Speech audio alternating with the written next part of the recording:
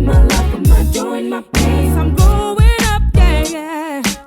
Every day feels like a new beginning. Oh, I'm growing up, oh. One for my life, for my joy and my pain. Oh, I'm growing up.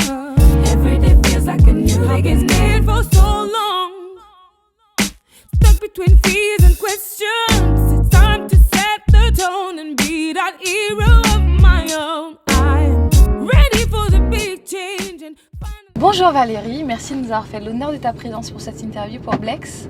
Alors, est-ce que dans un premier temps, tu pourrais nous présenter qui tu es et ce que tu fais?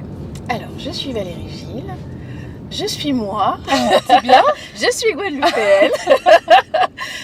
Et accessoirement, je suis pour le groupe Trace directrice de la communication du groupe et aussi directrice déléguée de la Caraïbe et de l'océan Indien. Bon, ça me fait 2 casquettes. Beaucoup de travail donc. Énormément de travail, mais c'est tellement passionnant, donc ça va. Donc en fait, justement, c'est quoi ce travail? Qu'est-ce que tu dois faire? Alors, qu'est-ce qu'on me demande de faire? Donc, dans le rôle de directrice donc pour la Caraïbe et l'océan Indien, je m'occupe de toutes les activités du groupe Trace sur ces territoires-là. Ça veut dire qu'on a des radios. On a des radios en Guadeloupe, en Martinique, en Guyane. Donc je dirige aussi bien le marketing que la finance, que des RH, que le développement commercial, la gestion des régies publicitaires. Voilà, je fais tout en fait. Donc je dirige une équipe de 9 personnes. D'accord. Sur la Caraïbe et on a une petite équipe de 3 personnes sur l'océan Indien.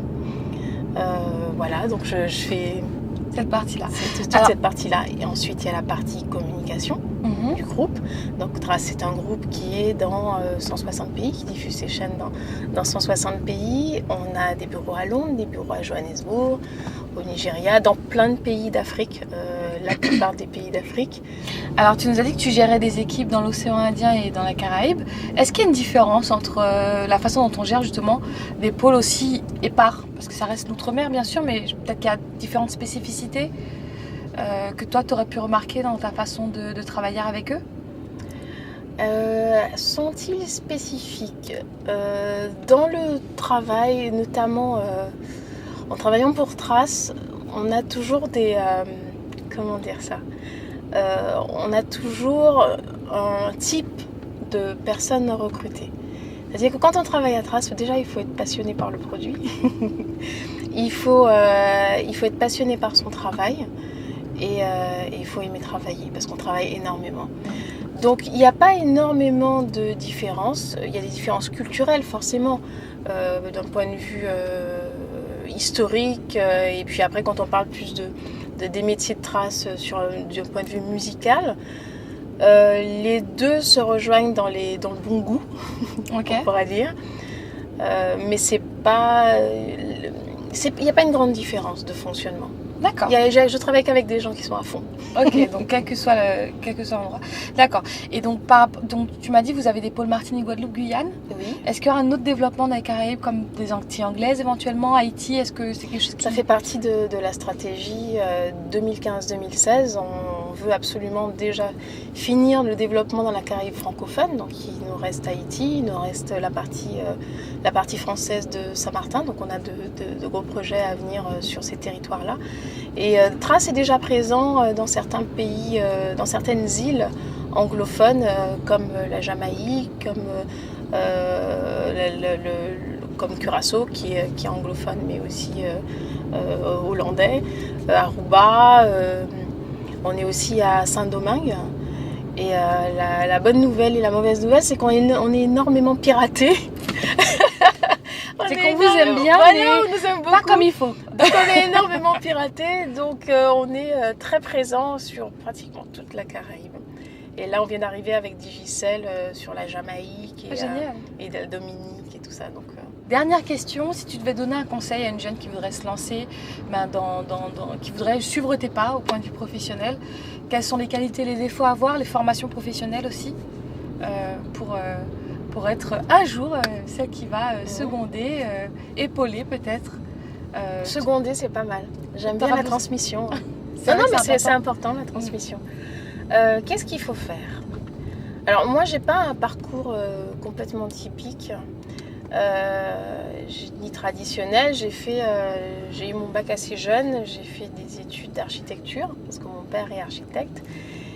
Et en fait, je me suis rendu compte que c'est pas du tout ce que je voulais faire. Donc je me suis investie à fond dans des associations. J'ai créé la CIADOM, qui était la Confédération interassociative des DOM, quand je faisais mes études à Grenoble, avec plein de copains qui étaient à la fois à Paris, à Montpellier, à Toulouse, pour pouvoir justement fédérer toutes ces associations, faire des manifestations comme les Créoles Universiades. Voilà. Donc je me suis tout de suite investie dans l'associatif et du coup dans la com. Et j'ai commencé à travailler vraiment très rapidement, arrivé à Paris, à France Télévisions, à France 3, à TPS, dans des structures, des boîtes de prod qui produisaient Fort Boyard, la carte au trésor.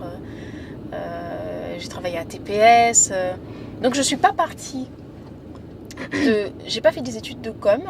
J'ai pas fait d'études de com. J'ai fait des études d'architecture, mais ce qui permet de structurer le cerveau. Bonne base. C'est important de pouvoir architecturer un petit peu la pensée. Donc c'est très important. J'ai beaucoup travaillé. Même quand j'étais en stage, j'étais la dernière à partir, la première arrivée et la première à développer et à essayer d'apporter quelque chose de nouveau aux gens avec lesquels je travaillais. C'est pas tout le temps facile parce que les gens ont parfois l'impression qu'on veut leur piquer leur place. Faut pas être bloqué parce qu'on est noir et qu'on est à Paris ou qu'on est noir et qu'on est en France, parce que ça nous donne des ailes. On a une culture, on a une pluriculturalité qui est importante, qui est un vrai plus au quotidien. On est dans l'adaptabilité, donc ça c'est très important pour pouvoir y arriver, c'est pouvoir s'adapter très rapidement, pouvoir être à l'écoute des gens et réfléchir vite. D'accord. Voilà. Et only the sky is the limit. Only the sky is the limit. Bon, moi je pense qu'on va terminer sur ces belles paroles. Merci beaucoup de nous avoir accordé quelques minutes de ton temps, on sait qu'il est précieux et on se retrouve bientôt sur Blex. Every day feels like a new beginning.